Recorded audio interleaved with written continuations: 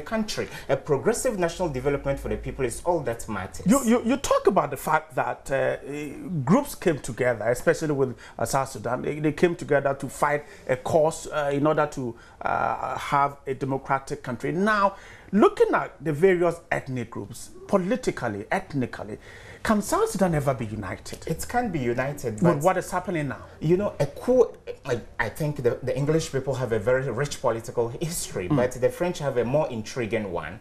That is why a coup is defined as any violent toppling of a sovereign government. And therefore, these people came through, became the rulers of the country, not through the barrel of the gun, but through an agreement that was superintended by the United Nations. So in terms of legitimacy, you could tell that they don't have 100% legitimacy because it was through a referendum, then something that was decided by the United Nations. So if this has happened, the international community can put a foot in the current fight so that we can form a buffer between these two tribes, which we've been able to identify. Then we carry out elections. The one who wins the majority leads the country. I'll come back to you, but let's listen to the president of South Sudan, Mr. Salva Kiir, as he announced the failed coup plot.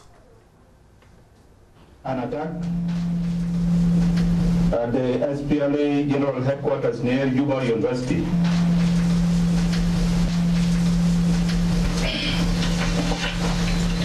By a group of soldiers allied to the former Vice President Dr. Riek Machar Singh and his group.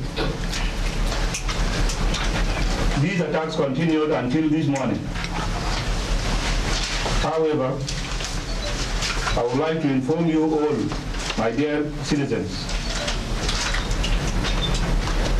that your government is in full control of the security situation in Juba.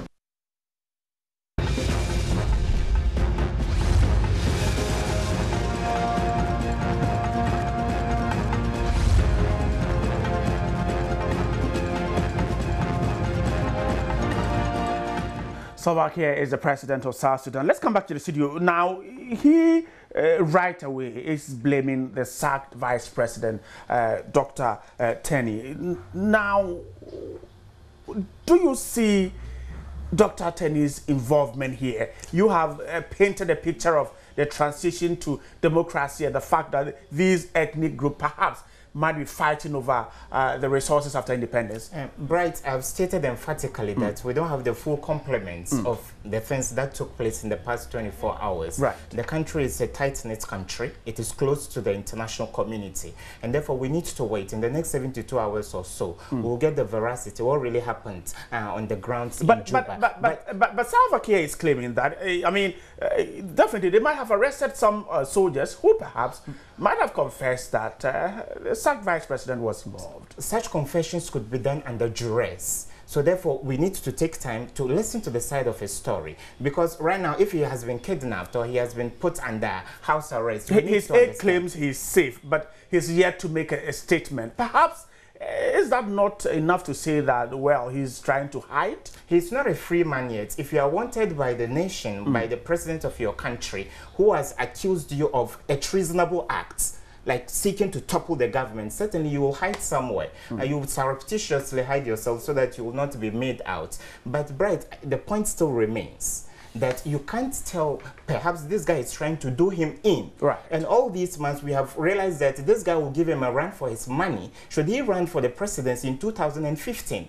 And therefore, it could be a political gimmick to ward off a potential contender in the 2015 elections. So we need to give it time. We should hear the other side of the story.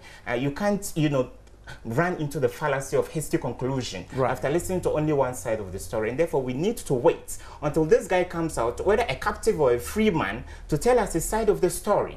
The UN mission in Juba is asking calm and restraint. You think that the UN has what it takes to take over what is happening in South Sudan and deal with it and ensure peace? The responsibility of a world body like the United Nations is to ensure political peace, economic development for the whole world. In several instances, they have failed. Unfortunately, because the UN is not, you know, it's not an impeccable organization. It has got its shortcomings, but as much as possible, it does well to prevent massacres similar to the ones we saw in Rwanda in 1994. That is why the French have expeditiously gotten militarily involved in what is happening in CAR. So such emphatic statements coming from the quarters of the United Nations are quite assuring that should the situation spiral out of control, there is a contingency agreement to stop any massacre taking place in the country. And I want us to quickly drift to the African Union. It should be expressing some worry by now. Most of the time I say with all humility that the African Union sometimes disappoints most of us, and it's like a toothless bulldog. There are so many things happening to African countries, and the AU, which is the umbrella group of all African countries, does not have a say in what happens on the continent. Always these white people have to come in. Yesterday we celebrated the legacy of Mandela. The time has come for Africans to determine their own fate.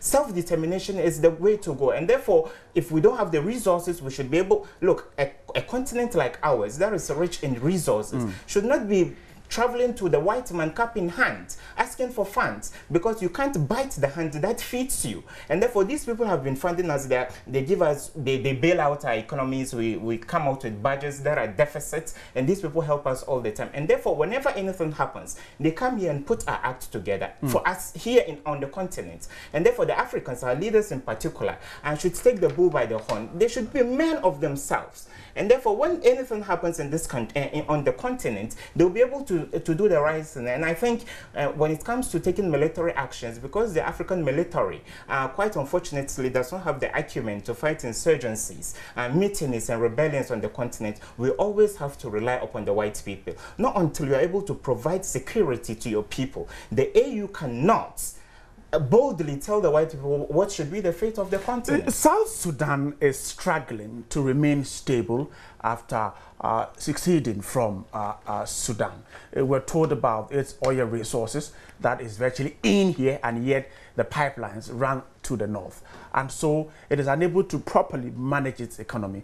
Now, being the youngest country, what harm is it doing to itself with the first failed coup d'etat?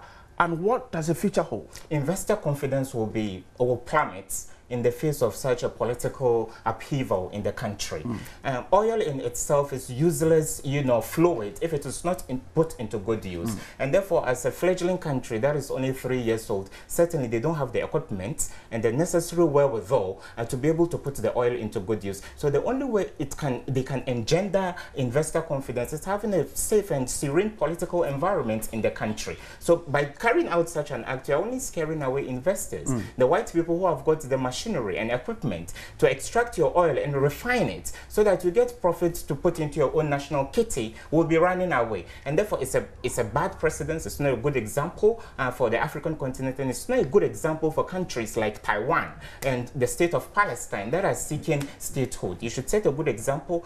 You should ensure political stability so that others will carry you along in national development. And finally, is Salva Kiir too weak from what you're saying that perhaps he could be overthrown 2015 when his sacked vice president decided to contest? You think that perhaps, seeing his future looking bleak, perhaps is now trying to use this coup to pick at his enemies? Let's wrap up this conversation. Right, the proof of the pudding, they say, is in the eating. And coming events cast their shadows. Perhaps you could be right, you could have seen the scrolling on the wall that perhaps if he should run in a fair election in 2015, he's going to be defeated. And therefore, the only way you can secure your seats, even in a democratic country like Ghana, is by doing the bidding of the electorate who put you where you are. Right. And therefore, if he has, if he envisages defeat, and in 2015, the only way you could have done it, 2014, 2015, in 2 years, you can do a lot for your people. And therefore, if this turns out to be a hoax, then the international community will lose confidence in Salva Kiir. But it happens that if it so happens that his former deputy really wanted to do him in, then he will rake in a lot of political support. The white people will try to stabilize the country by pumping in a lot of money. And in 2015, we shall have this guy come back as president. Ibrahim, thanks so much for speaking to me. You're welcome, Brian. Everybody, Ibrahim is an international news analyst there talking to me about South Sudan, Juba. There's a curfew there, 6 to 6. We'll get you more on this particular issue, but stay with us. This is the first segment. We have more coming up on Interactive segment.